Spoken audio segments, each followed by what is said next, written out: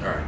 So often I'm asked, can the average person, American, afford to live in Thailand?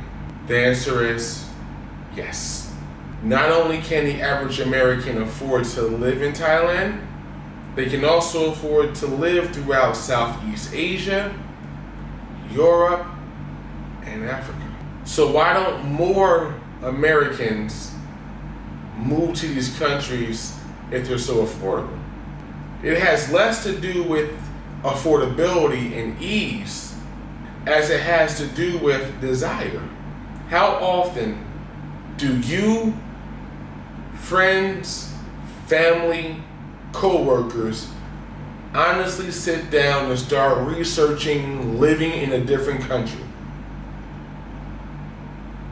If the average person isn't even considering it, then why would everyone be doing it if it's not even on their mind? More so to the fact, 7 out of 10 households, according to Seeing in Money, live paycheck to paycheck. No matter if they make $20,000, $50,000, $100,000, or even $1 million a year. The average American does not own a house. They may pay mortgage, but they don't actually own their home. The average American doesn't own a car. They may have a car note, but they don't actually own a car. So we're constantly paying back money that we borrow. They can't quickly pay off and be able to move. How can I tell you you can afford to live abroad? If you make 30,000 USD per year, that puts you in the top 1% of income in the world. 30,000 USD puts you in the top 1% of incomes in the entire world. So even if you make 15 to 17,000 a year, you still make enough money to live all over the globe.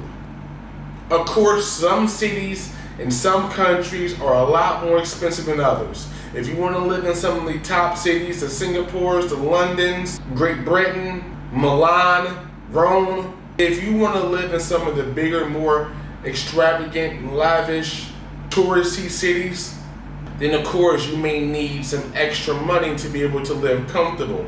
But when you start to look at some of the smaller cities, the Pragues, Budapest, Peru, Chiang Mai, Shenzhens, Cape Towns, the Johannesburgs, as you branch out into some of the less touristy areas, you quickly find out, wow, my money goes a lot longer.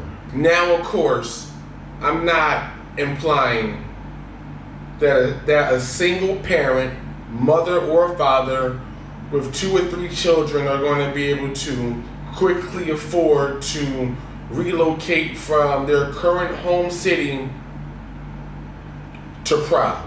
I'm not implying that.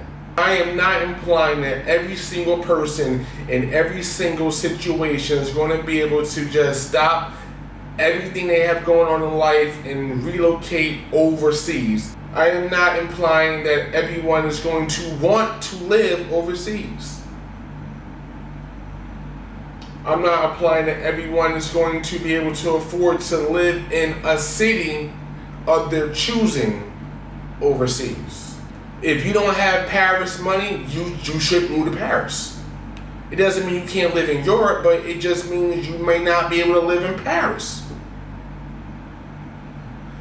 If you don't have Rome money, Rome wasn't built in one day. You may have to take a few more years, save some money, but you may move somewhere in the outskirts near Rome.